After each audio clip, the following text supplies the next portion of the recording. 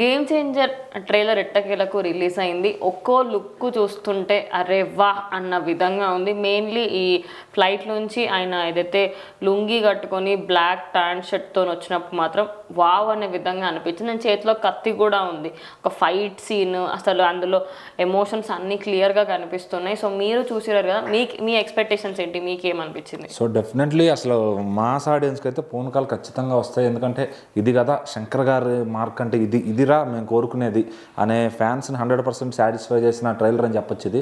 So ఖచ్చితంగా అంటే శంకర్ గారు టీజర్ చూపించిన దాంట్లో అంత క్లాస్గా ఉంది, ఎక్కడ ఏం లేదు, ఒకటో రెండు అరకొర ఫైట్లు ఉన్నాయేమో అనుకున్నారు. కానీ ఇక్కడ చూస్తే మాత్రం అస్సలు రామ్ చరణ్ గారిలోంచి నిజంగా నట విశ్వరూపం చూపించారేమో అనిపించింది. అసలు ఎన్ని క్యారెక్టర్స్, ఎన్ని లుక్స్, మైండ్ బ్లోయింగ్ లుక్స్ అనమాట.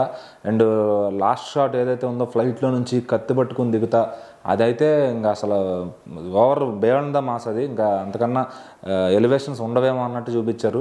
సో అసలు ఆ ఫైట్స్ ఎలా ఉండబోతున్నాయి, ఆ సీక్వెన్సెస్ ఎలా ఉండబోతున్నాయి, అలానే కాలేజ్లో మొత్తం మంచి మాస్గా చూపిస్తున్నారు అనమాట. అక్కడ ఫైట్ ఎలా ఉండబోతుంది, అలాగే క్వారీ ఫైట్, క్వారీలో కూడా కారు మీద పడుకుని ఇట్లాగా ఒక క్వారీలో క్లీన్ చేయించే సీక్వెన్స్ ఉందంట. అట్లనే ఇంకా ఒకటి కాదు రెండుగా దీంట్లో చెప్పుకుంటూ పోతే అలాగే అప్పన్న క్యారెక్టర్, సో ఆయన ఫ్లాష్ బ్యాక్, దాంట్లో శ్రీకాంత్ గారు, అలాగే రాజీవ్ కనకాల గారు, వీళ్ళందరూ యాక్టర్స్, అంజలి గారు, సో మొత్తం అందరూ కూడా పర్ఫార్మెన్స్ ఒకళ్ళ నుంచి ఒకళ్ళు చేసినట్టు కనబడుతుంది.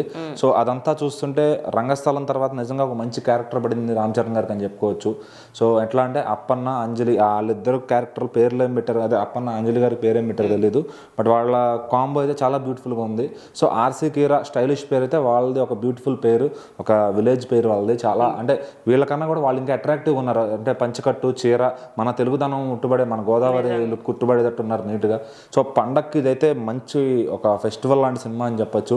అటు కమర్షియల్గా సాంగ్స్ ఉన్నాయి, ఫైట్స్ ఉన్నాయి, పాలిటిక్స్ ఉన్నాయి. ప్రజెంట్ పాలిటిక్స్ అంటే ఇంకా అందరూ కూడా ఇప్పుడు తెలుగుదేశం అలాగే జనసేన అని అందరూ కూడా చాలా ప్రాపర్గా గెలిపించుకున్నారు, అంటే ఒక మంచి వైపు ఉండాలని. సో ఈ సినిమా కూడా ఒక మంచి వైపు ఉండాలనే విధంగా అప్పన్న అనే క్యారెక్టర్ పోరాడుతుంది, ఒక అభ్యుదయం పార్టీ అని పెట్టి. సో ఖచ్చితంగా లైవ్లో జరుగుతున్న పార్టీ కానీ, ఎలక్షన్స్ కానీ, ఏదన్నా మన ప్రస్తుత రాజకీయ పరిస్థితులన్నీ సినిమాలో కనిపించేలా కనబడుతున్నాయి. మరి ఈ సినిమా స్టార్ట్ చేసి 3 ఏళ్ళు అవుతుంది. అంటే శంకర్ గారి విజన్ మెచ్చుకోవచ్చు.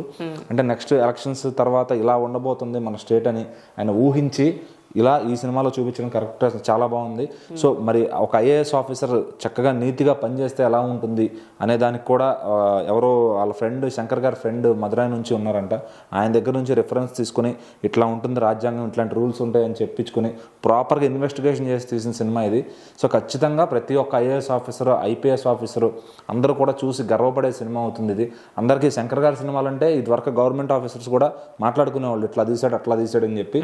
సో మళ్ళీ ఆ రోజు అయితే రాబోతున్నాయి. గవర్నమెంట్ ఆఫీసర్స్ అందరూ మరొకసారి ఇలాంటి సినిమా గురించి మాట్లాడుకోవడం, ఇట్లా ప్రస్తుత రాజకీయాలు అలాగే గవర్నమెంట్ ఆఫీసర్స్ ఎలా ఉంటున్నారు, ఐఏఎస్ ఆఫీసర్స్ అంటే ఇలా ఉండాలి అనే దానికి ఖచ్చితంగా ఇన్స్పిరేషనల్ క్యారెక్టర్ అవుతుంది రామ్ నందన్ అనేది.